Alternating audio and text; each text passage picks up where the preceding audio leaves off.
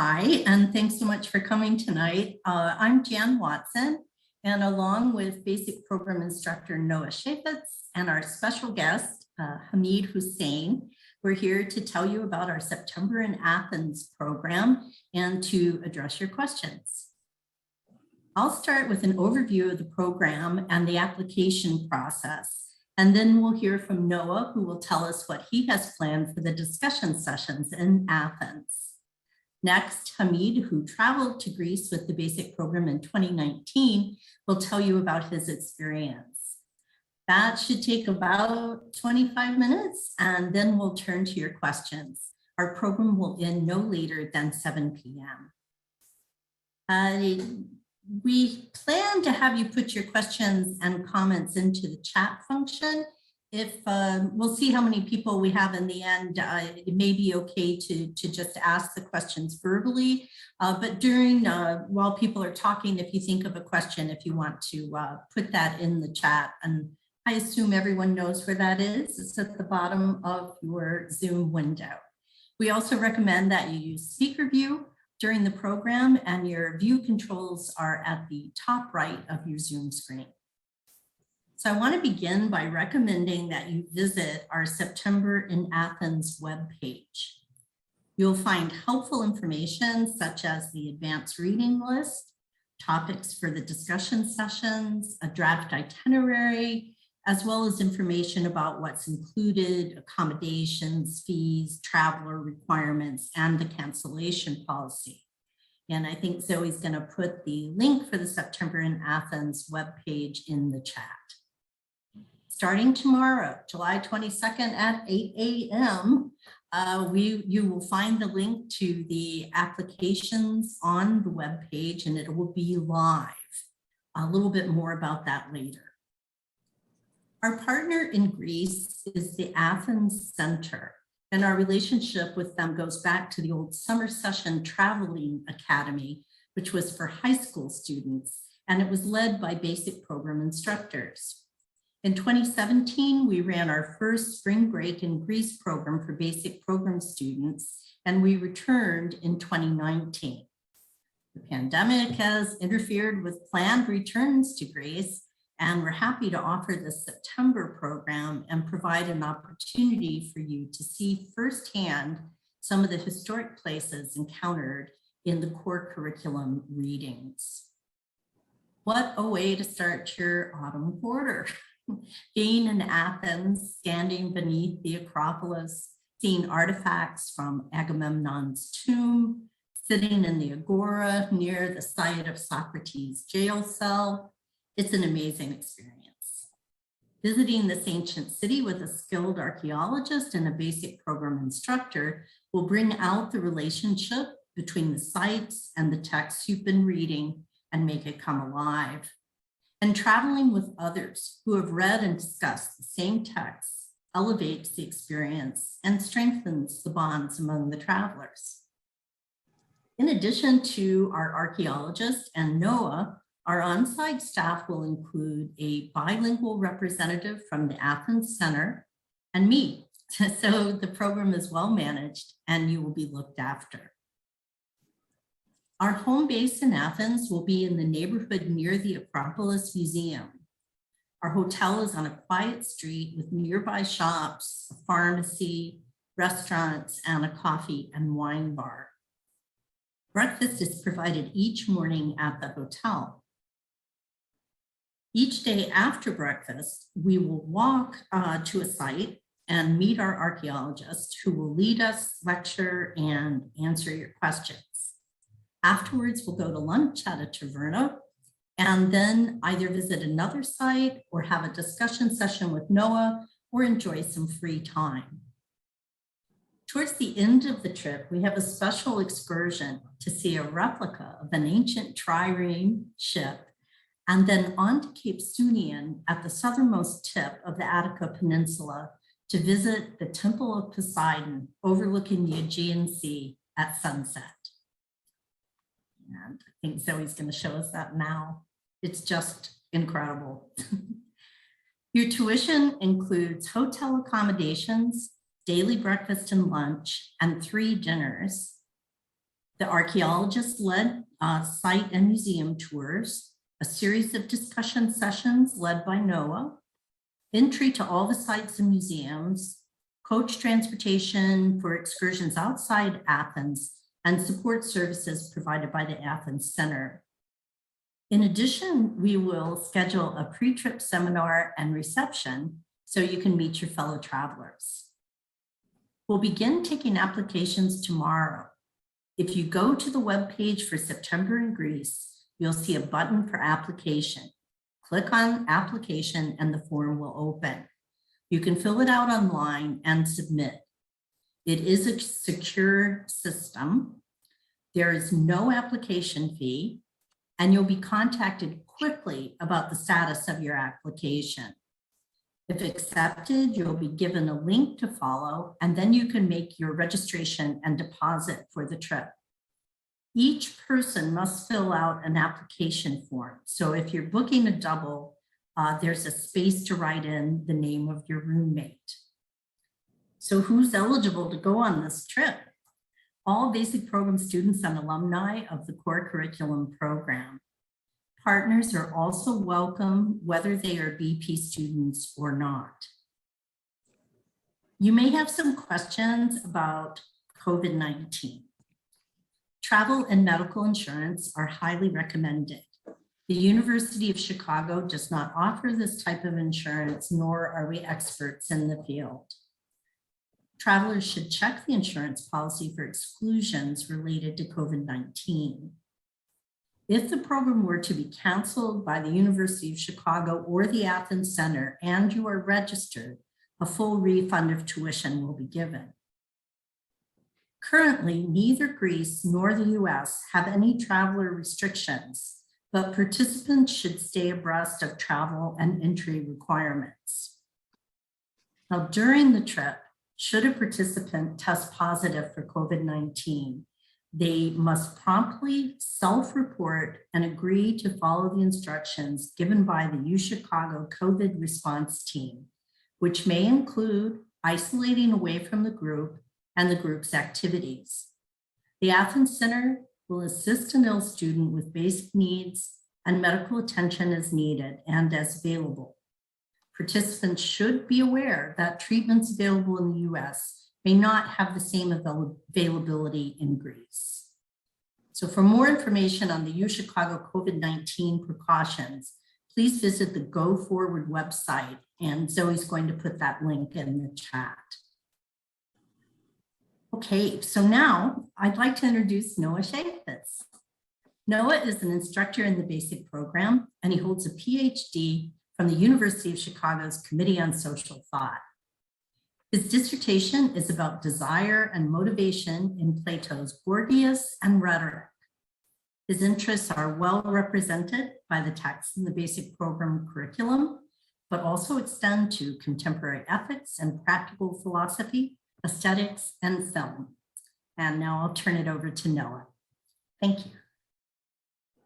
Thanks, Jan. Hi, everyone. I was going to introduce myself, but I think Jan more or less covered it. I'm really glad to see a number of you whom I know already, and I'm looking forward to meeting those of you whom I don't, hopefully on this trip or else at some other point in the future. One thing Jan didn't mention, I've been teaching in the basic program for 2 years, and I happen to finish that PhD in this December. And I've never been to Greece, but while I was writing the dissertation, the plan that grew in my mind all along was that I was going to visit Greece one way or another when I finished the dissertation. And so I finished the dissertation in December, I graduated, and then Jan happened to ask me to accompany her to Greece just a month beforehand when it looked like it was finally going to happen. And the timing of that had a kind of oracular quality for me. So this was, I think, fate in one way or another. I'm really excited to go.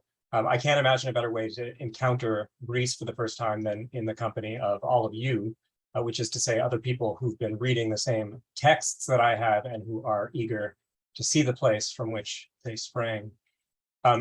For a lot of this trip, I'm going to be a fellow tourist and student, along with all of you. I'm going to be assisting Jan with the logistical side of things. And throughout the trip, I'm going to be making my expertise available to all of you in an informal way. But on 3 nights of the trip, I will be leading formal discussions of some ancient texts, some of which you know, some of which will likely be new. So I'm going to say a little bit about each of these 3 discussions to whet your appetites, hopefully do a little salesmanship, get some people onto this trip. And then I'll say a little bit afterward about the background reading for the trip, the text that we're going to recommend and that everybody read before we depart. And Zoe and Kendall will help me out with that. So the first of these discussion sessions, and if you want to have a look at least the titles and the text we'll be discussing, they are all available on the trip website. The first of these is going to be a discussion of Euripides' Iphigenia in Aulis. This is a text that has been discussed on previous trips, so in a way I've inherited it. But if I had to come up with a tragedy to discuss on this trip, I probably would have chosen this one anyway. It is easily one of my favorites. It is marvelously complex and strange, and it's highly ripe for interpretation. Another thing that it has going for it, for the purposes of our trip, is that it depicts events that are just in the background of the Iliad, and those are as follows. For those of you who haven't read the play or seen adaptations of it and so forth. So Menelaus has killed one of the goddess Artemis's deer, and Artemis, quite angry, has stilled the winds that would propel the Greek army from Aulis to Troy. This is a huge problem for Agamemnon in particular, because he's stuck in port with the largest Greek army ever assembled at Aulis, with the days wasting away and the men growing restless, which is a dangerous thing. And the only way that Artemis can be appeased is if Agamemnon's daughter Iphigenia is sacrificed to her. So high drama, you get the picture. And I think both because the play is responding directly to the Iliad and because it's clearly a great book in its own right, it's perfect material for a discussion with basic program students. The fact that we're also going to get to discuss it just after we've been to the theater of Dionysus, I think will be particularly special. That trip to the theater of Dionysus is sure to inform your sense of the text as well as our discussion of it. The second discussion we're going to have is going to be a discussion of 2 texts. So we're going to read the lives of Lycurgus and of Theseus from Plutarch, and we're going to read Thucydides' treatment of 2 leaders, one Athenian and one Spartan, Themistocles and Pausanias, during the Second Persian invasion in 480 and 479. So why these texts? Well, and the title of this discussion, I believe, is Athens and Sparta, and I'll make good on that title or explain why in a moment. So Thucydides and Plutarch both love to draw parallels in order to illuminate their respective subjects. This is something they do all the time, parallels between individuals, between peoples, between city-states, between events, customs, and so forth. And as with Herodotus, Plato, Aristotle, and others, one of their favorite devices for making sense of Athens in particular is to contrast it with Sparta, which can be thought of as Athens' opposite in so many ways, as I'm sure many of you who are basic program students know. So during this discussion, what we're going to do is look at Thucydides and Plutarch's portrayals of one Athenian and one Spartan each, and think about what these portrayals are saying about Athens and about Sparta. I'll say a little bit about this. So Thucydides' treatment of Themistocles and Pausanias, those of you who've read Thucydides in the basic program know this. One of them is a leading Athenian, the other a leading Spartan figure during that Persian invasion of Greece in 480 to 479. I think it's really useful for our purposes. It's very short, but it's packed with details that are good for getting at the way that Thucydides thought about Athens and about Sparta, who were the 2 primary antagonists in the Great War that Thucydides himself participated in and that he wrote about, the Peloponnesian War of 431 to 404 BC, a period when Athens was at its height.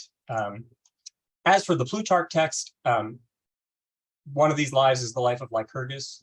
Lycurgus is the semi-legendary founder of Sparta, The other is the life of Theseus. Theseus is the semi-legendary founder of Athens. The life of Lycurgus is my favorite of Plutarch's lives because the details of the founding of Sparta are really wacky and stimulating and seem to me to be informed by a careful reading of Plato, which I find, endlessly interesting. And parts of the life of Lycurgus read like a really strange piece of political theory. They give us a really vivid picture of the semi-mythical founder of Sparta that they depict. The contrast with Plutarch's portrayal of Theseus, both the details about Theseus's founding of the city of Athens and of Theseus's larger life, is excellent material for reflecting on how Plutarch, 1st century AD Greek, as well as many before and after him, might have thought about Athens and Sparta, these two poles of ancient Greek life, not just the places, but what they represent, which was way bigger than the places themselves. On the third discussion that I'm going to lead, or during that discussion, we'll be talking about another piece of Plutarch's, his life of Pericles, as well as Thucydides' funeral oration, which is a piece we'll be discussing during our pre-trip meeting in August, and we'll talk about Plato's Apology. So the life of Pericles from Plutarch is the fullest account we have from an ancient source of Pericles' life. And it's great for understanding Thucydides' quite brief treatment of Pericles, great to have in the background. We're going to be talking about the funeral oration, as I mentioned at that pre-trip meeting, in Book 2 of Thucydides' history. And for good reason, I think it's arguably the most famous speech in history. The picture that it paints of Athens' place in the world when it's at the height of its power, and of the life of the inhabitants of Athens, citizens and non-citizens alike, are all exceedingly rich. And we're going to have lots to discuss both at that pre-trip meeting and when we do this discussion in Greece. During that discussion session, we're also going to talk about the funeral oration in relation to Plato's Apology. Now, there's a clear contrast between Pericles' portrayal of Athens in Thucydides' speech and his public account of what being a good citizen of Athens consists in, on the one hand, and on the other hand, Socrates and Plato's treatment of the very same topics.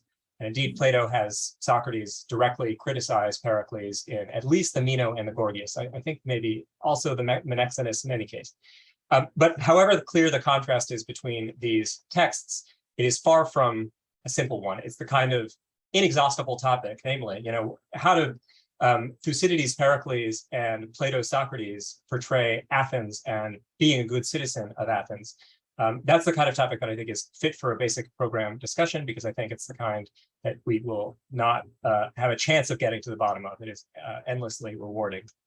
So those are the discussions that we're going to hold in Greece. Let me say a little bit about two of these readings that we're going to assign beforehand. One is a brief selection from the end of Plato's Phaedo, a dialogue that, as you will have learned if you've made it to the end of the basic program, just depicts the execution of Socrates in 399.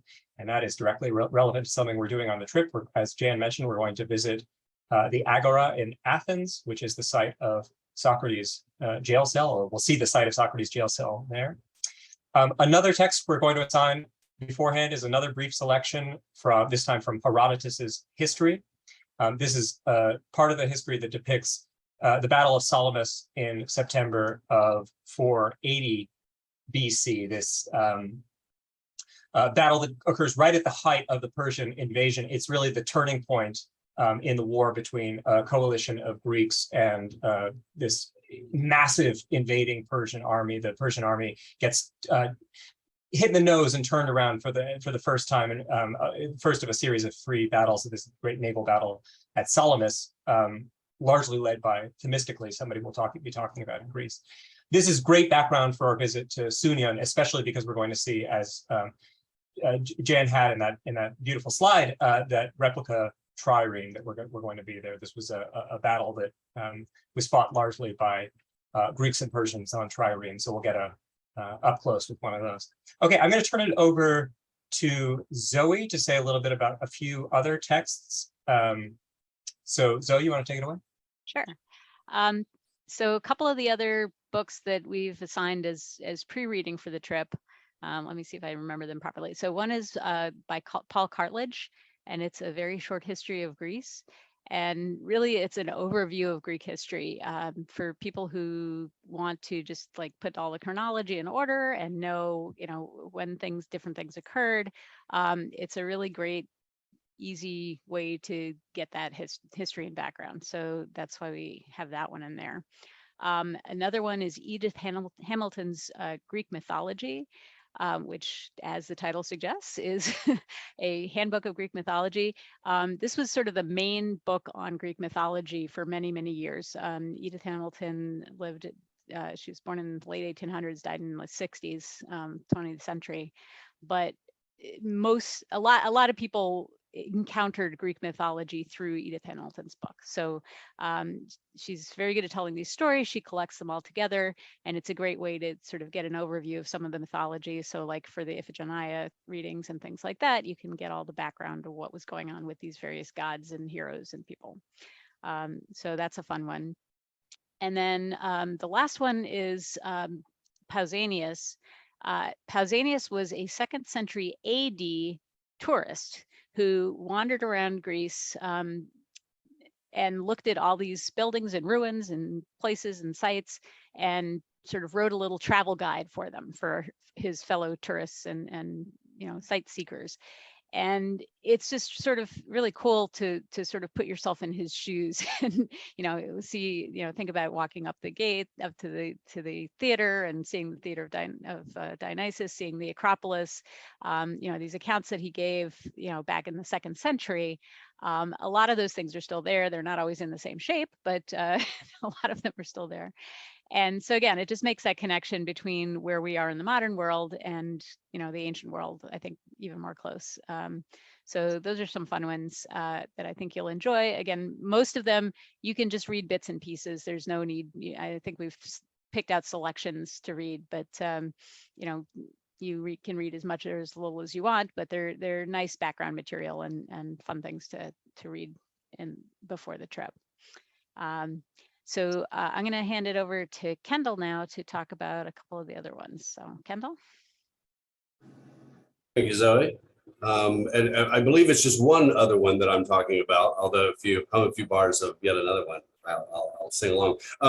Vitruvius, who wrote a book called On Architecture, and he's the one of these who's not like the others.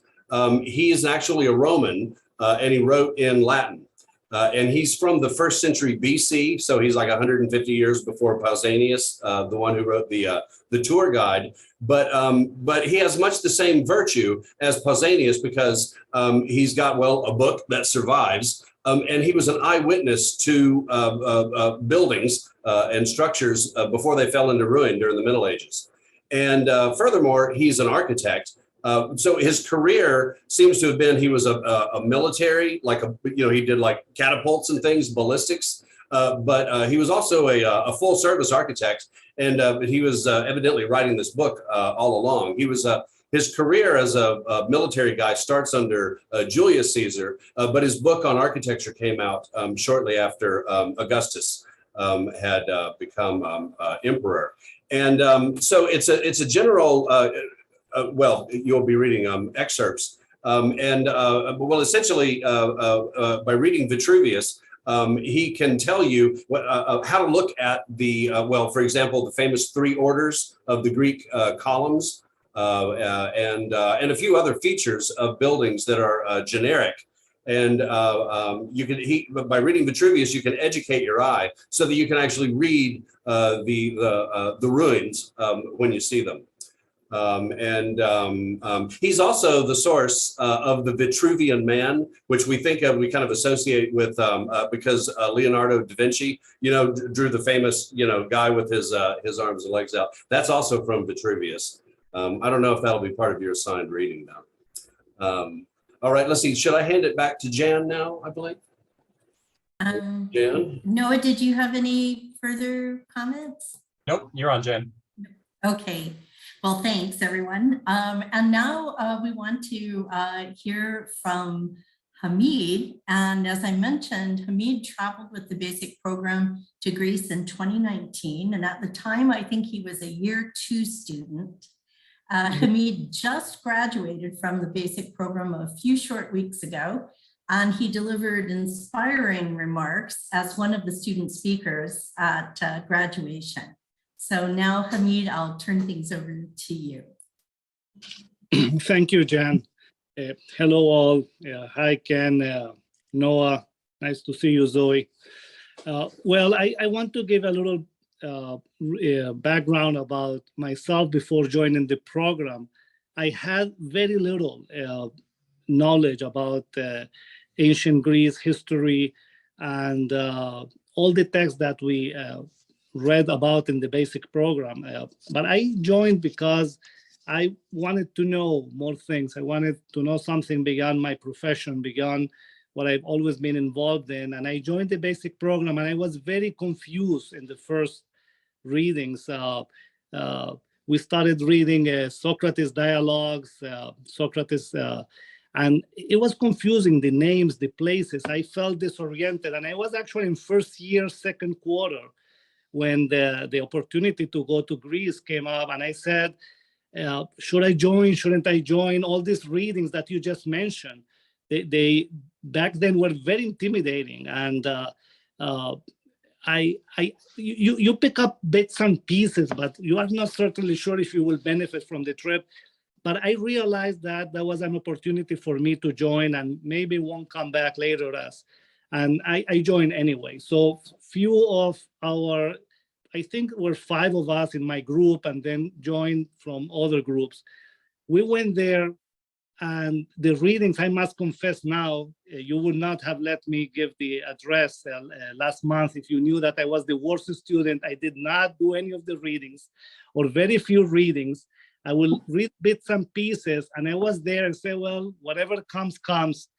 But I was enjoying it so much from the moment I arrived to the airport, never been to Greece before.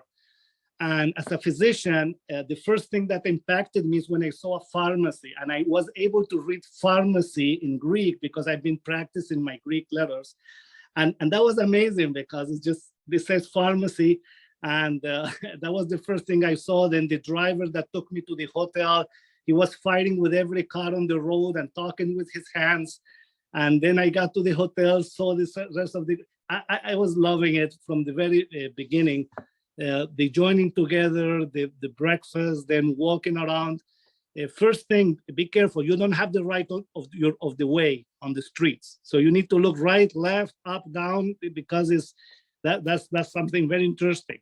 And then when we walked on the Plaka district the first night, when we went for dinner and saw the Acropolis, I don't know, it just, that was breathtaking, absolutely.